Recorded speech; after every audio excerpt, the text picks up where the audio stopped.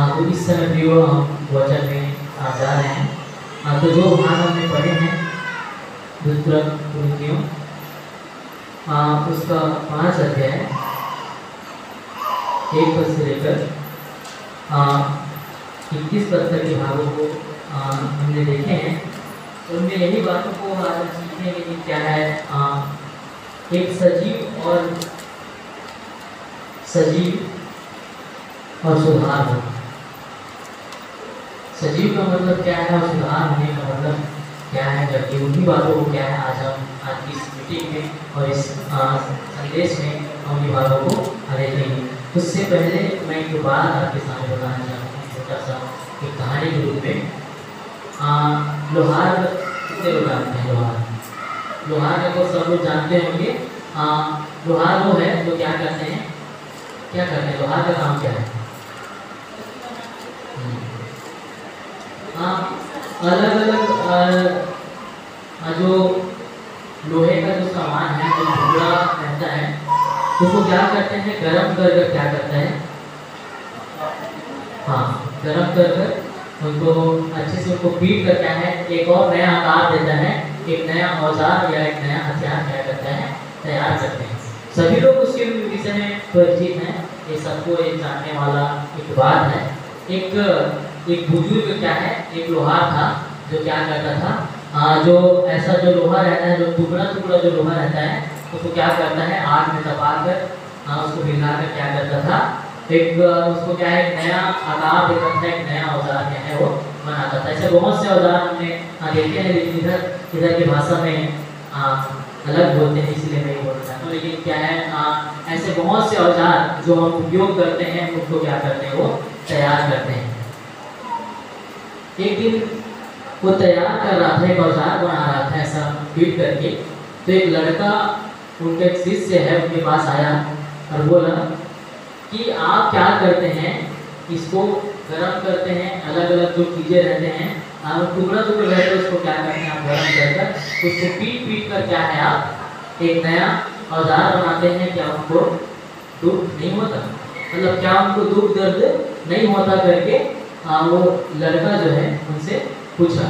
लेकिन लोहार ने कहा मुस्कुराते हुए कहा कि क्या है, जब तक हम उसको गर्म नहीं करेंगे, जब तक हम उसको दबाएंगे नहीं आग में, और जब तक हम उसको पीटेंगे नहीं, तब तक क्या है तो एक अच्छा कार्य के लिए उपयोग नहीं आएगा।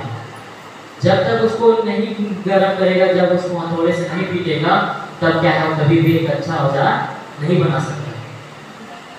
उसीलिए क्या करते हैं वो जो लोहार जो उनको बताता है अगर हम ऐसा नहीं करेंगे तो क्या है वो एक अच्छा औजार नहीं बना पाएंगे और उसको अच्छे से उपयोग क्या है हम नहीं कर पाएंगे।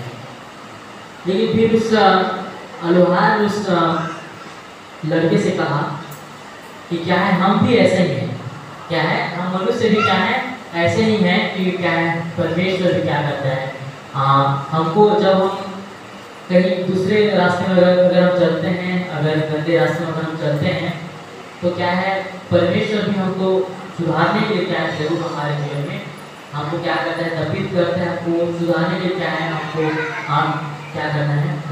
तो कभी कभी क्या है परमेश्वर हमको हथौड़े के तौर क्या है होता है, लेकिन क्या है उसको क्या है तो हमारे हानि पहुंचाने के लिए नहीं, लेकिन क्या है हम क्या है उसमें और भी उसको आपको क्या करना है अच्छा बनाने के लिए क्या है वो ऐसी करता है। क्योंकि हम जब बुरे रास्ते में जा रहे हैं तो क्या करते हैं हम क्या है एक नए रास्ते में जाने के लिए क्या हमको हमारे लिए हमको क्या करते हैं ताड़ना भी देता है, कभी कभी क्या है जरूरत पड़ने पर मारते भी। हम जानते हैं क्या है सभी के जो बच्चे होते हैं कि क्या है अपने बच्चे को कोई भी व्यक्ति नहीं चाहता कि क्या है मेरा बच्चा क्या है कोई गलत रास्ते में जाए, चोरी के काम में करे या कोई भी गलत कार्य मेरा बच्चा करे कोई व्यक्ति नहीं चाहते। अगर वो क्या है उनका बेटा अगर ऐसा कुछ करे या उनका संतान अगर ऐसा कुछ करे तो क्या है जरूर क्या है घर वाले क्या है उनको ताड़ना देते हैं, कभी कभी क्या है समय पर क्या है उनको मारते भी। लेकिन क्या है उन्हीं के लिए क्या है ताकि वो क्या है एक अच्छे मार्ग में चले और एक उनका जीवन जो क्या है जो गलत को जान रहे हैं उनसे क्या है बच के रहने के लिए क्या है उनको क्या है ऐसी करते हैं। क्योंकि लोग नहीं चाहते कि क्या है मेरा बच्चा क्या है ऐसे गलत रास्ते में जाए।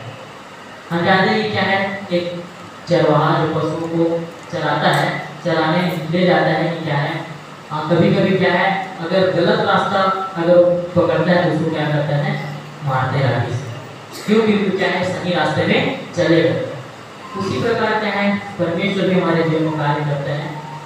जब हम ऐसे गलत रास्ते में जाते हैं तो क्या है परमेश्वर भी हमको ताड़ना देते हैं करके हम जानते हैं। और परमेश्वर को सहायता करता है क्या है कि क्या है ये मेरा बेटा है मेरी बेटी क्या है मैं इसको सही रास्ते में ले जाऊँ करके परमेश्वर यहाँ कहते हैं।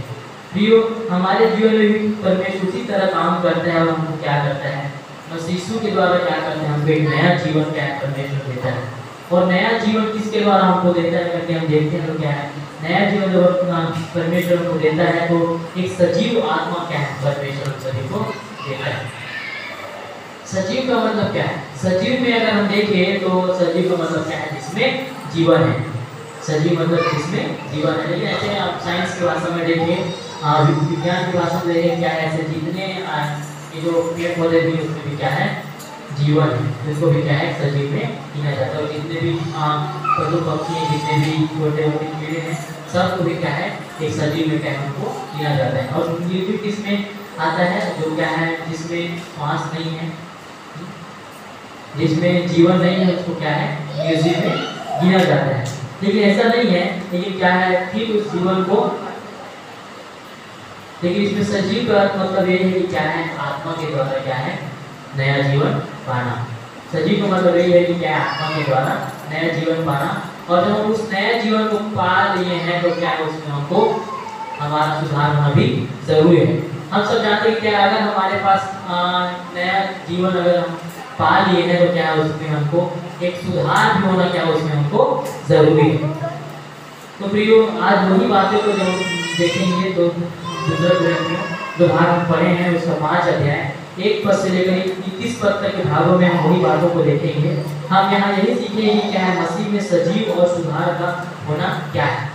मसीह जीवन जब हम जी रहे हैं तो उसमें सजीव होना और सुधार होना क्या है उसके बारे में हम देखेंगे। और कैसे आत्मा के द्वारा हम नई सृष्टि बन सकते हैं या कैसे हम क्या है उसको एक सुधार के हम क्या अपने जीवन को व्यतीत कर सकते हैं उन्हीं बातों को आज हम देखेंगे। तो आज का हमारा विषय है और हमारे संत Thomas evangelical church of India की तरफ से दिए गए विषय है सजीव और सुधार होना। तो उन्हीं बातों को हम देखेंगे। सजीव होना